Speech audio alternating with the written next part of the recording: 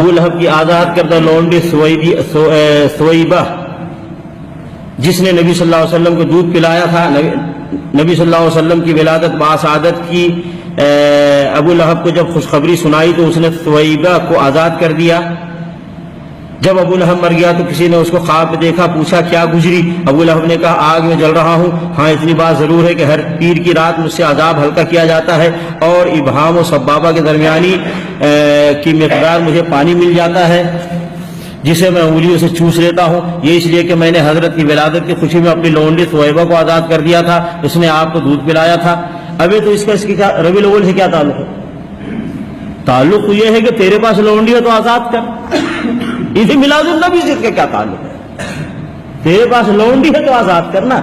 اس نے اور لونڈی آزاد کیا، اور دلیل بھی کافر کے لے رہا ہے۔ دلیل کہاں سے مل رہی اس کو؟ کافر سے۔ میں نے کہا تمہیں کافر کی سنت مبارک ہو، مجھے تو محمد رسول اللہ صلی اللہ علیہ وسلم کی سنت چاہیے۔ اچھا، پھر یہ اپنے ہی قائد اعظم کی مخالفت کرتے ہیں۔ ان کے قائد اعظم کون ہوئے؟ ابو لہب۔ ابو لہب نے تو زندگی میں ایک بار خوشی منایا نا، اور یہ ہر سال خوشی مناتے ہیں۔ ابھی جن کو اپنا قائد اور رہبر مانتے ہو اسی کی مخالفت کرتے ہو۔ اور کیا اس نے کہا کہ خوشی منائے تو ہمیشہ کے لیے جہنم میں ہے نا بھائی؟ خوشی منائے تو کہاں ہے؟ ہمیشہ کے لیے جہنم میں۔ ایک بار خوشی منایا، تم ہر سال خوشی مناتے ہو تو کہاں جاؤ گے؟ ہاں بھائی، سمجھے؟ السلام علیکم ورحمۃ اللہ وبرکاتہ۔ جی جناب، سمجھ آئی اس بندے کی منطق آپ کو؟ کہتا ہے کہ ابو لہب نے ایک مرتبہ میلاد منایا، ایک مرتبہ خوشی منائی تو وہ ہمیشہ کے لیے جہنم میں چلا گیا، اور سنی جو ہر سال مناتے ہیں یہ پتہ نہیں کدھر جائیں گے، کیا بنے گا ان کا۔ پہلے کویسچن تو میرا یہ ہے، یہ بتائیں کہ وہ جہنم میں گیا کیوں؟ کیا وہ میلاد منانے کی وجہ سے جہنم میں گیا کہ اس نے خوشی منائی اس وجہ سے جہنم میں گیا؟ جناب وہ جہنم میں تو گیا اپنے کفر کی وجہ سے، کفر کی وجہ سے وہ ہمیشہ کے لیے جہنم کے اندر گیا، اور میلاد منانے کی وجہ سے، خوشی منانے کی وجہ سے تو اس کو جو ہے وہ عذاب کے اندر اس کی تخفیف ہوئی، اس کو تو فائدہ ہوا میلاد منانے سے، خوشی منانے سے۔ اور یہ بھی یاد رکھے کہ اس نے جو خوشی منائی وہ رسول اللہ سمجھ کر خوشی نہیں منائی، وہ تو سرکار پر ایمان بھی نہیں لے کے آیا تھا، تو اس نے اپنا بھتیجا سمجھ کر خوشی منائی۔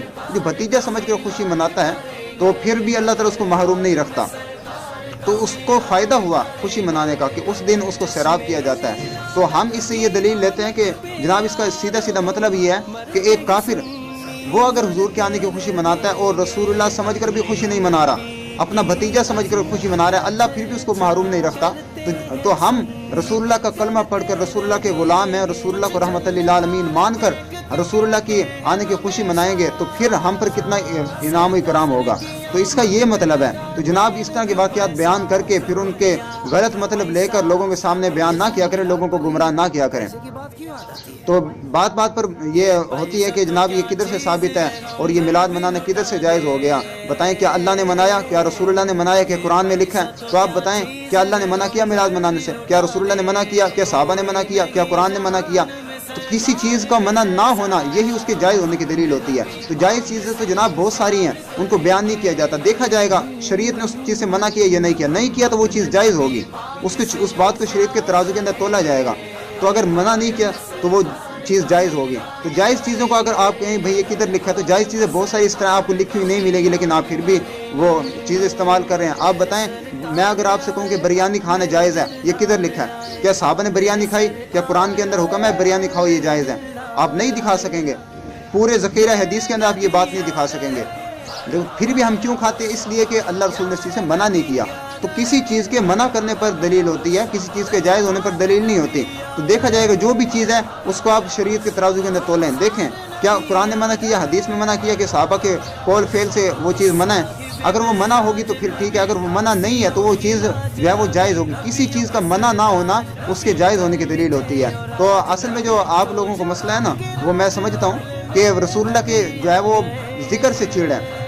بتائیں میلاد کے اندر کون سی ایسی چیز ہے جو ناجائز آپ کو نظر آتی ہے؟ اعلیٰ حضرت فرماتے ہیں ذکر رو کے فضل کاٹے نقص کا جو یا رہے، کہ رسول اللہ کے ذکر سے بھی منع کرتا ہو، جناب صلاۃ والسلام نہ پڑھو، میلاد نہ مناؤ۔ فرمایا ذکر رو کے فضل کاٹے، سرکار کے فضل و کرم کا بھی انکار کرتا۔ فرمایا نقص کا جو یا رہے، ہر وقت بندہ عیب کے اندر لگا رہے کہ رسول اللہ کے یہ اندر یہ بھی عیب تھا، یہ بھی عیب تھا۔ حضور کی عیب جو ہے وہ حضور کے اندر عیب تلاش کرتا رہے. فرمایا ذکر رو کے فضل کاٹے نقص کا جو یہاں رہے, پھر کہے مردک کے امت رسول اللہ کی. فرمایا رسول اللہ کے اندر عیب بھی نکالتا ہے اور پھر کہتا ہے میں رسول اللہ کی امت سے بھی ہوں, میں رسول اللہ کی امتی بھی ہوں. تو جناب بندے کو جس سے محبت ہو جائے اس کے تو عیب بھی اس کو خوبیاں نظر آنے لگ جاتی ہیں. تو رسول اللہ کے اندر تو کوئی عیب ہے ہی نہیں, تمہیں کیوں عیب نظر آتا ہے؟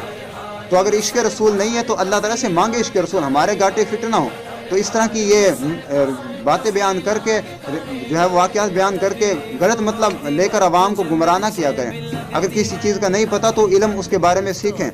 ہاں ڈر خدا سے ہوش کے کچھ مکر اور ریاض سے کام نہ لیں, یا اسلام پر چلنا سیکھیں یا اسلام کا نام نہ لیں.